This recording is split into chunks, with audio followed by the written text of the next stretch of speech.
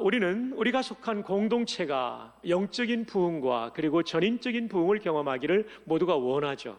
그래서 가정에서도 믿지 않는 가족들이 구원받고 또 이미 믿고 있는 성도가 되었다면 그 가족들이 풍성한 하나님의 은혜를 경험하기를 바라고, 그리고 삶의 모든 부분이 회복되기를 바라는 전인적인 부흥에 대한 갈망이 사실 우리에게는 다 있습니다. 근데 여러분, 우리의 삶의 현장에는 이런 부흥보다는 고갈과 침체가 있는 것도 사실입니다. 그렇다면 어떻게 우리가 이 힘들고 어려운 인생을 살면서 우리가 진정한 영적인 부흥과 삶의 전반적인 부흥을 맛볼 수가 있을까요? 오늘은 성경에 힘든 시대를 살았던 인물이지만 하나님의 부흥을 맛보았던 측면에서 다윗의 인생을 함께 조망해 보고자 합니다. 여러분, 다윗의 부흥을 얘기하면 여러분들 가운데는 솔로몬 시대의 부흥이 더 찬란했다라고 생각할 수 있을 거예요. 근데 곰곰이 생각해 보면 솔로몬의 부흥은 있다가 사라졌습니다. 그의 인생의 후반기까지 지속되는 부흥이 못 되었어요. 그러나 다윗은 비록 그의 인생의 한순간 밧세바 사건이라든지 인구조사 사건에 관련이 되어서 그가 영적인 깊은 침체에 빠지기도 했었지만은 깊은 회개를 통하여 회복되었을 때 그는 또 다른 차원의 부흥을 경험하게 되었죠.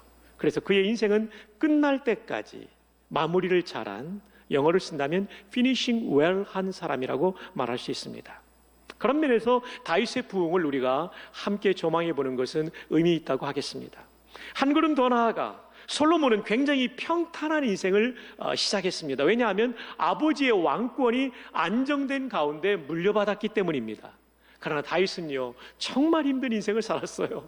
여러분 아시다시피 사울이 죽이려고 10년 이상 쫓아다녔고, 압살롬이 또 아버지 죽이려고 반역을 일으켰고, 그런가 하면 자기의 친구인 아히도벨이 배반해가지고 글쎄 정말 쓰라린 이 배신의 아픔을 경험하기도 했고요. 그리고 피난길에 올랐을 때는 시므이가 저주를 하는데 얼마나 잔혹한 저주를 하는지, 가슴을 후벼 파는 저주를 들으면서 그 고통을 견뎌내야 했고요. 그리고 압살롬의 이 반군을 무찌르고 쿠데타를 진압한 다음에 다시 환도할 때는 세바의 반역이 일어나가지고 그가 또 한 번 놀라기도 했었죠. 정말 인생에 많은 시련을 겪었던 인물입니다. 그럼에도 불구하고 부흥을 경험했기 때문에 어려운 이 시대를 살아가는 우리들에게 진정한 모델이 될 수 있다고 생각합니다. 여러분, 지난 한 주간 우리는 정말 힘들었습니다. 사실 몇 주 전부터 한진해운 사태 때문에 우리 성도님들 가운데도 직장을 잃어버린 분도 계실 수 있습니다. 경영주의 잘못된 판단과 해운에만 집중하지 않고 또 다른 이런 투자가 잘못되어서 이런 어려움이 생기게 되었죠. 정말 안타까운 일입니다. 제가 보는 시각은 이만큼이지만 또 전체를 보는 입장에서 볼 때는 또 다른 관련자들의 실수가 있겠죠. 부산에서만 2,000명이 직장을 잃어버릴 것이라는 예측이 나오고 있습니다. 아니, 어쩌면 이미 시작되었을지도 모르겠어요.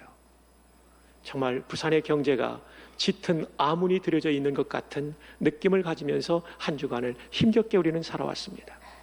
뿐만 아니라 저 휴전선 너머의 평양에서는 제5차 핵실험을 감행함으로써 우리의 마음을 서늘하게 하고 있습니다.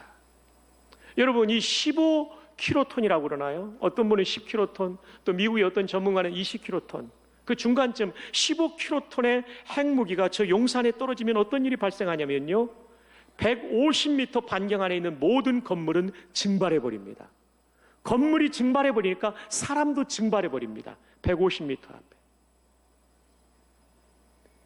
1.4km 안에 있는 사람들은요, 모두가 전신에 3도 화상을 입게 됩니다. 14km 안에 있는 사람들은 어떻게 되냐면요, 이 방사선 낙진으로 인해 가지고 피폭이 되어서 100만 명이 병원으로 달려가게 되면 서울 시내는 대혼란이 일어날 것이라고 말합니다. 사망자가 62만 명이 될 것이라고 어제 뉴스에서 제가 들었습니다. 여러분, 갈수록 북한의 핵실험은 정교해지고 있고 폭발력은 강화되고 있습니다. 여러분, 그것이 용산에서 떨어지지 않고 해운대에 떨어진다고 한번 생각해 보십시오. 이 피폭의 영향은 부산 일대를 완전히 초토화시킬 것이며, 저 기장에 있는 고리 원전이 만약에 2차 폭발로 폭파된다면 돌이킬 수 없는 피해를 우리는 입게 될 것입니다. 근데 우리 국민들은 북한이 5차 핵실험에도 별로 놀라지도 않아요. 지난 60여 년 동안 워낙 북한이 도발을 많이 해가지고 뭐 그래도 끄떡없다 이렇게 생각하는 것 같은데 이거는 굉장히 다릅니다. 사뭇 다릅니다. 정말 불안한 시대를 우리는 살아가고 있습니다. 국가를 위해서 우리가 많이 기도해야 될 때라고 생각합니다. 자, 여러분, 우리가 사는 시대가 이렇게 어렵습니다. 그럼에도 불구하고 우리는 부흥을 꿈꿀 수 있는 이유는 우리보다 더 어려운 시대를 살아갔던 다윗이 부흥을 맛보았기 때문입니다. 다윗은 정말 힘겨운 생애를 살았습니다. 그를 죽이려고 한 사람이 전부 먼데 있는 사람이 아니라 가까이에 있는 사람이었습니다. 사울왕은 장인이었고요, 압살롬은 아들이었고요, 아히도벨은 절친이었습니다. 이렇게 가까운 사람들이 나를 죽이려 하고 정말 망명길에 오르면 안 되었을 만큼 그는 위급한 상황까지 갔지만 마침내 그는 하나님이 일으켜주시는 인생, 영혼의 부흥, 인생의 부흥을 경험하게 되었습니다. 오늘 말씀을 듣는 우리 모두에게도 이런 부흥이 있기를 축복합니다. 자, 그렇다면 어떻게 다윗은 이 수많은 시련과 도전을 극복하고 하나님의 부흥을, 아니 하나님의 부흥을 통하여 이것을 극복하며 승리할 수가 있었을까요? 성경은 두 가지로 말합니다. 우리가 읽은 사무엘하 23장은 22장과 연결되어 있습니다. 한마디로 말하면 이것입니다. 다윗의 인생의 말년에 나의 인생에 이런 찬란한 하나님의 영광의 임재와 승리와 부흥의 비결이 무엇이었는가? 그것을 23장과 앞장인 22장에서 말해주고 있습니다. 22장은 첫 번째로 하나님의 은혜다. 한번 따라합시다. 하나님의 은혜. 이게 부흥의 비결이에요. 또 하나 따라합시다. 하나님이 주신 사람. 이 사람의 복을 통하여서 이런 다윗 시대의 국가적인 부흥을 이루게 되었습니다. 아무리 우리가 어려운 일을 당한다 할지라도 이 두 가지가 있다면, 하나님의 돌보시는 은혜와 그리고 하나님께서 좋은 사람을 보내주시고 사람을 잘 만나는 만남의 복이 있다면 우리의 시대, 우리의 생애 속에도 하나님의 놀라운 살려주시는 부흥의 은혜를 경험하게 될 줄 믿습니다. 자, 그러면 먼저 하나님의 은혜를 살펴봅시다. 사무엘하 22장 1절 다 함께 읽습니다. 시작. 여호와께서 다윗을 모든 원수의 손과 사울의 손에서 구원하신 그날에 다윗이 이 노래의 말씀으로 여호와께 아뢰어. 여러분, 다윗은 수많은 어려움을 당했는데 누가 다윗을 원수의 손과 사울의 손에서 구원하셨다고요? 여호와께서, 하나님께서예요. 하나님께서. 이것이 너무나 감사해서 노래로, 찬송으로 부르고 있는 장면이 22장의 내용이에요. 그 가사의 몇 부분을 제가 발췌해서 소개해 드립니다. 22장 13절, 나를 강한 원수와 미워하는 자에게서 건지셨으며 그들은 나보다 강했기 때문이로다. 나보다 강하지만 그 원수의 손에서 나를 건졌어요. 22장 30절, 내가 주를 의뢰하고 적진으로 달리며 내 하나님을 의지하고 성벽을 뛰어넘나이다. 하나님의 도움을, 하나님의 힘을 의지해서 그 주신 힘을 가지고 적의 성벽을 뛰어넘어 점령하는 승리가 있었다는 것입니다. 22장 38절 이하에 내가 내 원수를 뒤쫓아 멸하여 싸우며 그들을 무찌르기 전에는 돌이키지 아니하였나이다. 내가 그들을 무찔러 전멸시켰더니 그들이 내 발 아래에 엎드러지고 능히 일어나지 못하였나이다. 이는 주께서, 따라합시다, 내게 전쟁하게 하려고 능력으로 내게 띠띠우사. 맞아요. 하나님이 능력으로 마치 허리띠를 질끈 둘러매면 힘이 나는 것처럼 다윗의 마음에 하나님이 주신 힘으로 말미암아 전쟁에서 이기게 하셨다는 것입니다. 오늘도 하나님께서 여러분에게 이 힘을 주시기를 주님의 이름으로 축복합니다. 인생의 전쟁에서 승리하기를 주님의 이름으로 축복합니다. 그럼 하나님께서는 어떤 사람에게 이런 승리, 이런 힘, 이런 은총을 베풀어 주실까요? 성경은 뭐라고 대답하고 있을까요? 다윗이 인생에서 이런 승리와 이런 부흥을 경험하게 되었던 배경을 뭐라고 말씀하고 있을까요? 성경을 볼까요? 사무엘하 22장 21절입니다. 여호와께서 내 공의를 따라 상 주시며 내 손의 깨끗함을 따라 갚으셨으니 이 승리가, 이 하나님의 은총이, 이 부흥이, 국가적인 부흥이 어떻게 됐냐면 내가 공의를 따라 행할 때 상 주신 것이고 내가 손으로 깨끗하게 행할 때 갚아주신 은총이라고 말씀해 주고 있습니다. 그리고 22절에 이는 내가 이렇게 살았던 것은 내가 여호와의 도를 지키고 악을 행함으로 내 하나님을 떠나지 아니하였으며 그의 모든 법도를 내 앞에 두고 그의 규례를 버리지 아니하였음이로다. 내가 또 그의 앞에 완전하여 스스로 지켜 죄악을 어떻게 했다고요? 피하였나니. 이 굉장히 중요한 내용이 이겁니다.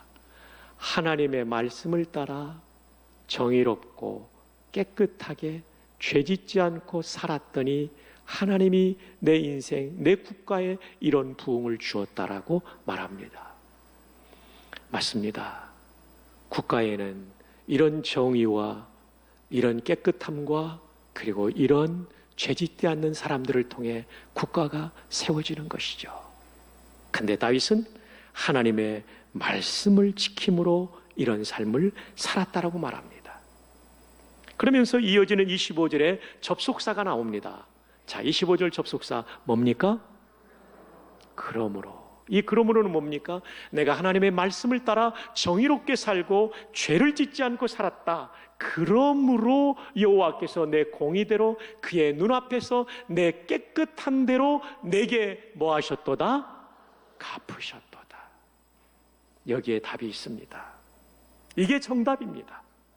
사랑하는 여러분, 여러분의 개인의 가정과 우리가 속한 공동체 그리고 우리의 국가가 정말 하나님이 주시는 진정한 부흥을 경험하기를 원한다면 우리는 하나님의 말씀으로 돌아가야 됩니다.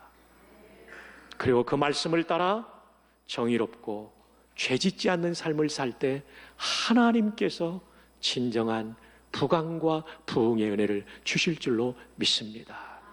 우리가 바로 그런 사람들이 되기를 바랍니다. 그는 이어서 사무엘하 23장으로 넘어가면서 이렇게 말합니다. 1절을 보시면 이는 다윗의 마지막 말이라. 다윗의 인생의 마지막에 남긴 말이라는 거예요. 이새의 아들 다윗이 말하며 높이 세워진 자 야곱의 하나님께로부터 기름 부음 받은 자 이스라엘의 노래 잘하는 자가 말하노라. 2절 여러분, 여호와의 영이 나를 통하여 말씀하시며 그의 말씀이 내 혀에 있도다. 제가 압니다. 이스라엘의 하나님이 말씀하시며 이스라엘의 반석이 내게 이르시기를 사람을 공의로 다스리는 자 하나님을 경외함으로 다스리는 자여 그는 돋는해의 아침빛 같고 하나님을 경외하고 그 정의대로 다스리는 자에게, 이 왕이니까 그렇게 말한다면 우리는 그렇게 살아간다면 어떤 일이 있냐면 4절 그는 돋는해의 아침빛 같고, 여러분 아십니까? 저 청사포를 지나서 올라오는 붉은 태양의 햇빛을 보실 때 얼마나 그 햇빛이 찬란합니까? 하나님의 말씀을 따라 사는 사람의 생에는 이러한 찬란한 영광이 시작될 줄 믿습니다. 이어서 구름 없는 아침 같고 비 내린 위에 광선으로 땅에서 음이 돋는 새풀 같으니라. 여러분 상상의 나래를 펴고 비가 고요히 내린 다음에 그리고 햇빛이 아주 조용하게 비칠 때 푸른 새싹이 광합성 작용을 하면서 파릇파릇 솟아나는 이 새싹을 한번 보십시오. 여러분 왜 이렇게 감성이 없으십니까? 얼마나 아름다워요. 얼마나 소망스럽고 얼마나 좋습니까? 하나님의 말씀을 따라 정의롭게 살고 죄짓지 않고 사는 사람에게 하나님께서 이런 은혜를 주실 줄로 믿습니다. 5절에 그러면서 그는 이렇게 말합니다. 내 집이 하나님 앞에 이같지 아니하냐. 아침에 태양빛이 비치는 가정 같고 그리고 비가 개인 다음에 햇빛을 받아 광합성 작용을 하는 그 파릇파릇 솟아나는 새싹 같은 우리 가정이 아니냐. 부흥의 한 단면을 또 장면을 보여주고 있는 말씀입니다. 아마 이 자리에 계신 분 가운데 많은 퍼센티지는 일주일 내내 성경책을 열어보지 않은 분들이 많을 거예요. 그래서 아마 책상 위에 딱 놨다가 주일날 되면 가져가야지 하고 꺼냈는데 먼지가 많아가지고 먼지를 불고 탁 털어가지고 끼고 나오신 분이 계실 거예요. 이런 교인을 후탁 교인이라고 합니다. 그러시면 안 되고요. 날마다 영혼의 양식을 꼭 읽으시고 큐티하시고 묵상하셔서 이 말씀이 주는 세상이 줄 수 없는 위로와 깨우침 가지고 하나님의 음성 듣고 하루를 살고 잘못된 것은 회개하고 조정하고 조율해서 살면 여러분 인생에 놀라운 승리가 있게 될 것입니다. 지금 다윗이 그로 말미암아 인생의 숱한 시련과 난제를 하나님의 음성을 듣고 이겼다라고 말합니다. 이것은 그 누구도 줄 수 없는 하나님만이 줄 수 있는 인생의 최고의 선물임을 기억하시기를 주님의 이름으로 축복합니다. 부흥은 성경 말씀으로 말미암아 일어나는 것을 기억하시기를 축복합니다. 이제 또 하나의 부흥의 비결을 살펴봅시다. 사무엘하 23장 8절로 39절은 다윗의 찬란한 문명의 시대에, 그리고 부강한 시대에, 그리고 부흥의 시대에 다윗을 도왔던 수많은 사람들이 있지만 사무엘하 23장 8절로 39절은 군인들에게 초점을 맞춥니다. 그 군인들 가운데도 뛰어난 장군 37명입니다. 37명. 맨 마지막에 39절에 오면 우리아가 포함되어 있습니다. 우리아가. 이 37명의 장군들. 그 중에 가장 뛰어난 사람이 세 분이 맨 앞에 소개되고요. 그 다음에 두 번째 세 분이 소개돼요. 그런 다음에 이 두 번째 뛰어난 세 분의 장군 얘기를 하고 사파처럼 들어가 있는 내용이 오늘 본문의 내용이 되겠습니다. 자, 우리 함께 볼까요? 사무엘하 23장 14절. 그때 다윗은 어디에 있고요? 산성에 있고, 그때 블레셋 사람의 요새는 어디에 있는지라? 베들레헴에 있는지라. 베들레헴이 블레셋 군대한테 빼앗긴 상황입니다. 다윗의 고향 베들레헴. 베들레헴이 빼앗긴 상황이에요. 다윗은 산성에 있고 블레셋 군대는 베들레헴에 진을 치고 거기를 요새화해서 진지를 파고 진지를 구축하고 지금 전투를 벌이고 있는 상황이라는 거죠. 고향 땅을 지척에 두고 전쟁을 하고 있는 다윗의 마음, 얼마나 마음이 참 아팠을까요? 고향의 사람들을 떠올리며. 근데 아마도 다윗이 있었던 이 산성에는 물이 부족했던 것 같아요. 그래서 목말라가지고 물을 마시고 싶어 해요. 근데 어떤 물을 마시고 싶어 하냐면은, 그 다음 한번 볼까요? 15절 다 함께요. 시작. 다윗이 손하여 이르되 베들레헴 성문 곁 우물물을 누가 내게 마시게 할까 하매. 많은 우물이 있겠지만 베들레헴 성문 곁 우물물이 생각나는 거예요. 아마 제 나이 이상의 분들은 기억날 거예요. 저는 도시에서 자라가지고 상수도의 혜택을 받았지만 시골에서 자라난 분들, 저도 외갓집에 가면, 충북 옥천에 가면 우물들이 있더라고요. 근데 참 신기하죠. 이 동네에, 이 마을에 우물이 여러 개 있어도 이상하게 시원하고 이상하게 달콤한 우물이 있어요. 맞죠? 대답 좀 해요. 맞죠? 그런 우물이 있는 거예요. 근데 아마도 이 베들레헴 성문 곁에 있는 우물이 그런 우물이었던 것 같아요. 아마도 다윗은 독백처럼 말했을지 모르겠어요. 누가 저 베들레헴 성문 곁에 있는 우물을 떠다가 나에게 좀 얼마나 좋을까? 이런 말을 했을 거예요. 왜냐하면 최고 사령관은 함부로 말하지 않거든요. 부대가 흔들릴 수 있기 때문에. 근데 이 나지막하게 말한 독백 같은 말을 세 명의 장군이 듣습니다. 여러분, 여기서 충성은요, 큰 소리가 아니어도 명령권자의 뜻을 알아채리는 게 충성이라는 것을 우리는 배워야 돼요. 자, 여러분 생각해 보십시다. 왕이 목말라 하면서 저 지금 블레셋이 진치고 있는 우물에 물을 떠오기를 원하는 거예요. 여러분 같으면 어떻게 말할까요? 폐하, 지금이라도 달려가서 물을 떠다 드리고 싶지만 아군의 피해가 우려되기 때문에 조금만 참아주시옵소서. 통초가옵소서. 저희들이 빨리 저기를 탈환한 다음에 수통의 물을 잔뜩 담아다가 폐하께 진상하겠나이다. 여러분, 꼭 사극에 나오는 목소리 같지 않습니까? 이렇게 말할 수 있지 않겠습니까? 네, 그들은 그러지 않아요. 곧장 이 얘기를 듣자마자 베들레헴을 향해서 출정합니다. 자, 16절을 봅시다. 새 용사가 블레셋 사람의 진영을 돌파하고 지나가서 베들레헴 성문 곁 우물물을 길어가지고 다윗에게로 왔다라고 말합니다. 이들은요 지체하지 않습니다.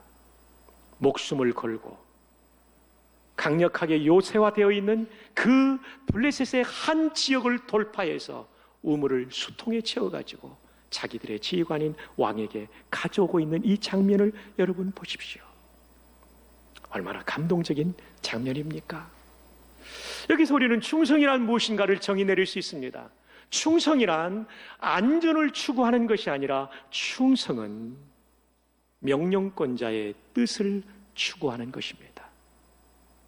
만약에 토마스 선교사님이 안전을 추구했다면 그는 1866년에 제너럴 셔먼호를 타고 대동강을 거슬러 올라가는 무모한 일을 저지르지 않았을 것입니다.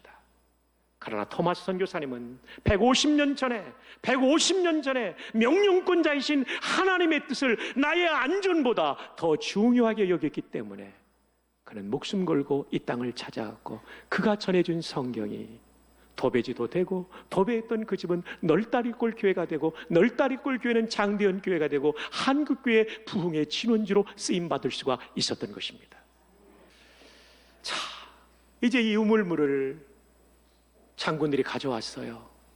이 우물물을 받아든 다윗이 어떤 반응을 보였을까가 궁금하지 않습니까? 자, 우리 한번 16절을 볼까요? 새 용사가 블레셋 사람의 진영을 돌파하고 지나가서 베들레헴 성문 곁 우물물을 길어가지고 다윗에게로 왔으나 다윗이 마시기를 기뻐하지 아니하고 그 물을 여호와께 부어 드리며. 17절도 볼까요? 이르되 여호와여 내가 나를 위하여 결단코 이런 일을 하지 아니하리이다. 이는 목숨을 걸고 왔던 사람들의 피가 아니니까 하고 마시기를 즐겨하지 아니하니라. 새 용사가 이런 일을 행하였더라. 새 용사가 이런 일을 행하였더라, 충성하였더라와 동시에 우리가 기억해야 될 것은 다윗이 이 물을 받아들었을 때 여러분들 수고했습니다. 내가 목마르니까 먹을게요. 이랬다면요 그 장군들도 속으로는 너무하다 이랬을지 모르겠어요. 근데 다윗은 그러질 않습니다. 이렇게 벌컥벌컥 마시질 않아요. 하나님, 이 베들레헴 우물에서 떠온 이 물은 그냥 물이 아닙니다. 내 부하 장군들의 생명입니다. 목숨 걸고 떠왔습니다. 피 같은 물입니다. 이것이 너무나 귀하기 때문에 나 마실 수 없어요. 하나님께 부어드립니다. 이게 구약에 나오는 부을전자 전제, 영어로 drink offering. 보통은 포도주로 드리는데 이것은 포도주보다 귀한 생명의 가치를 가지고 드리고 있는 거예요. 여러분, 이 장면을 보시면 하나님이 얼마나 기쁘셨을까요?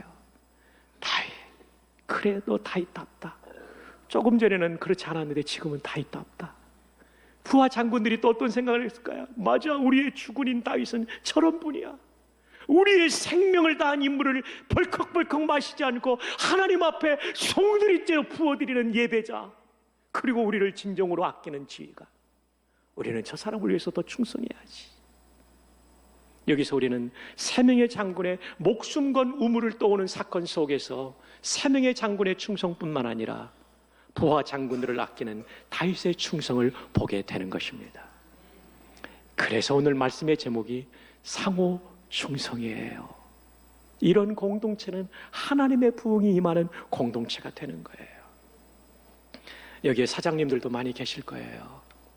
절대로 여러분께서는, 예수 믿는 여러분께서는 종업원들을 함부로 대하지 마시고 이용하다 버리지 마시고 종업원들이 여러분을 통해서 성장할 수 있도록, 행복할 수 있도록, 감동을 줄 수 있도록 하시기를 바랍니다. 저는 지난달입니까? 한번 말씀드린 바 있지만 육군사관학교 생도수련회를 가서 말씀을 1시간 전하고 오게 되었어요. 국방부의 굉장히 높은 분을 만나서 함께 교제했어요. 그분은 별 3개를 달고 예편하신 분이에요. 4개까지 달 수 있는 분인데 다른 일이 있어서 예편하시는데 지금은 국방부의 고위직에 계세요. 근데 그 운전병하고 얘기를 나누면서 제가 감동을 받은 거예요. 신앙생활 어디 하냐? 분당에 우리 교회 다닌다. 언제부터 믿었냐? 목사님 사실 군대 오기 전에 교회 잘 안 나갔는데요. 요즘은 잘 나가요. 어떻게 잘 나가냐 물어보니까 제가 모시고 있는 그 김 장로님이 고위 공직자가 저렇게 산다면 우리나라 소망이 있다는 그런 감동을 이 병사에게 준 거예요. 저 남양주 진접에 사시는 아파트에서 일어나서 새벽 기도를 육사교회에 와서 드려요. 하루도 빠짐없이. 그리고 그분이 아침에 새벽 기도 마치면 아침 간단히 먹고 국방부로 출근하는 거예요. 차도 아파트에서 육사교회 올 때까지는 자기 차가 몰고 오고 부인 권사님이 몰고 집으로 가고 거기서부터 출근할 때 국방부 차 쓴다는 거예요.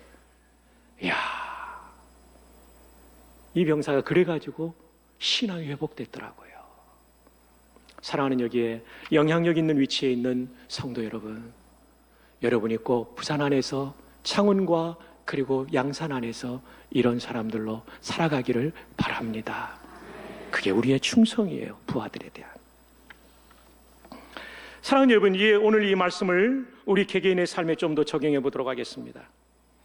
여러분, 가정에서 우리는 어떻게 적용해야 될까요? 상호 충성해야 돼요. 그래야 가정이 하나님의 부흥을 경험해요. 부모와 자녀가 함께 충성하고 그리고 부부가 함께 충성해야 됩니다. 이제 말씀을 맺습니다. 우리가 살고 있는 시대가 어렵지만 하나님의 도와주심으로 말미암아 전인적인 부흥이 우리 가운데 일어나기를 바랍니다. 첫째, 하나님이 도와주셔야 부흥이 일어납니다. 이 부흥은 하나님 말씀 읽고 순종하는 성도 될 때 주시는데 우리가 그런 성도 되기를 축복합니다. 두 번째, 이 부흥은 내가 속한 공동체에서 가정이든 일터든 교회에서 상호 충성할 때 부어주시는 은혜입니다.